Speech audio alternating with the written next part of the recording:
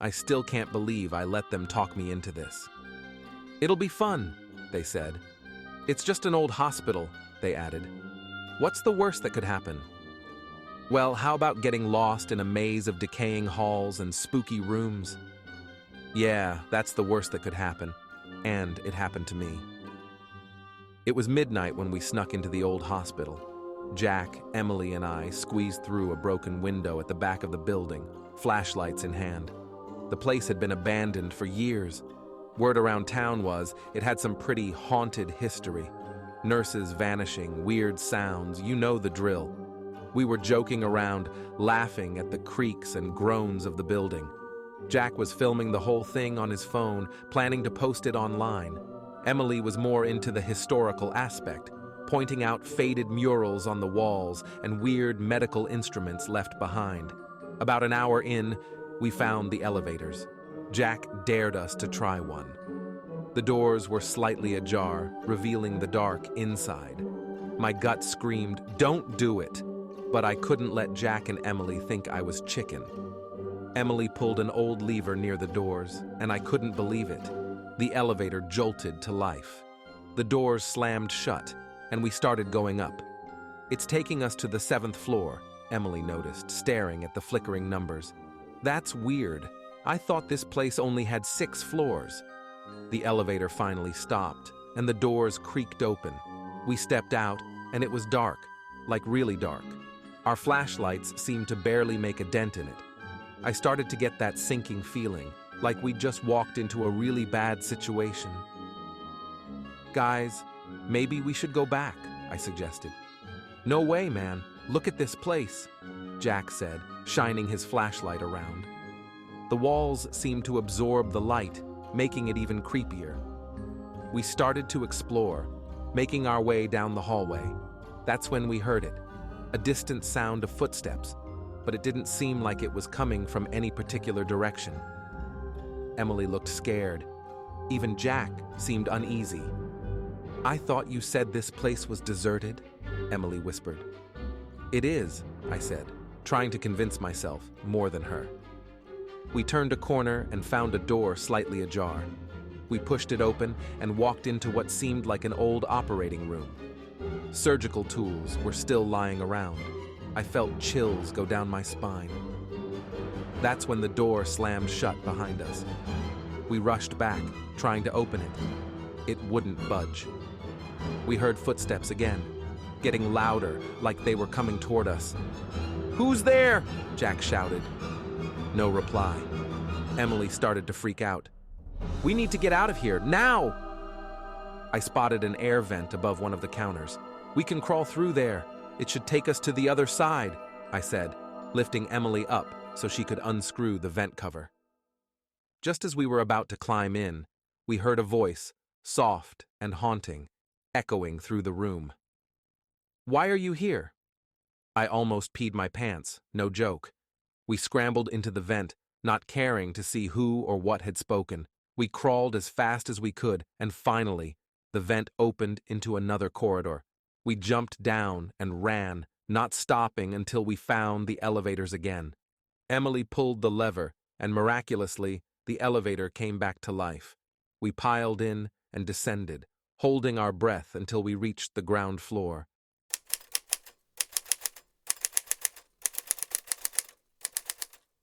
It was one of those dares you just couldn't turn down, not if you wanted to keep your cool kid status anyway.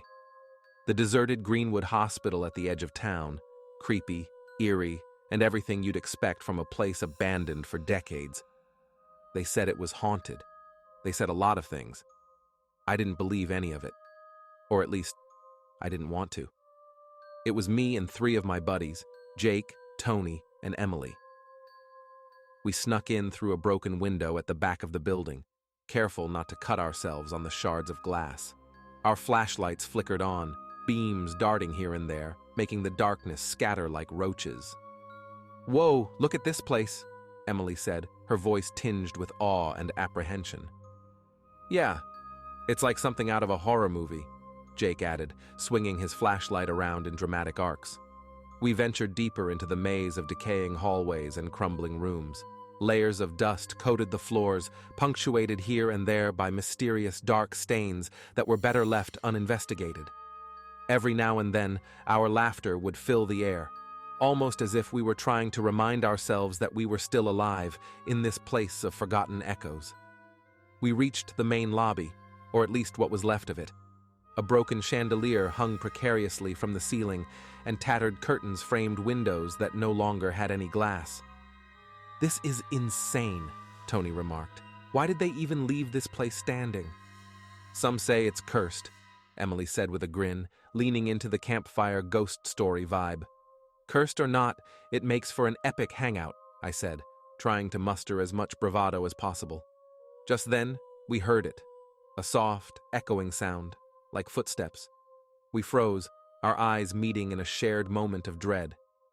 "Tell me one of you made that noise." Tony finally broke the silence. "Nope, not me," Emily said. "Me neither," Jake added. We held our breath, waiting, and then we heard it again. Footsteps, but closer this time. "Okay guys, seriously, who's messing around?" I tried to sound irritated, but my voice wavered. No one answered. Instead, we listened as the footsteps seemed to grow louder, echoing down the hallway that led from the lobby to the darker depths of the hospital. Then, as quickly as they started, they stopped. "Maybe it's another group of kids messing around," Jake suggested, his voice tinged with uncertainty. "Only one way to find out," Emily said, her face set in a look of determination that was hard to argue with. We moved cautiously down the hall, our flashlights sweeping across peeling paint and faded signs that pointed the way to long-abandoned wards. The footsteps had stopped, but now a new sound filled the air, a sort of low, mournful moaning that seemed to reverberate from the very walls themselves. "That can't be the wind," Tony said, his voice barely above a whisper. "No, it can't," I agreed.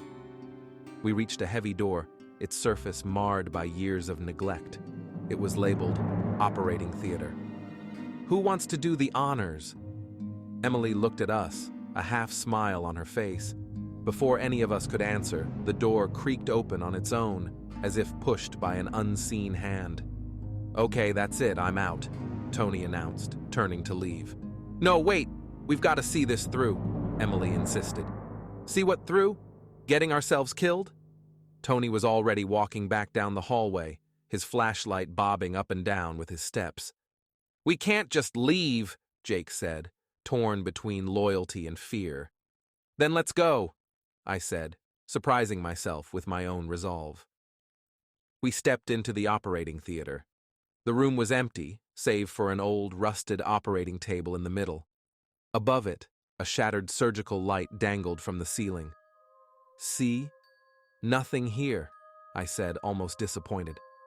Just then, the door slammed shut behind us with a deafening bang.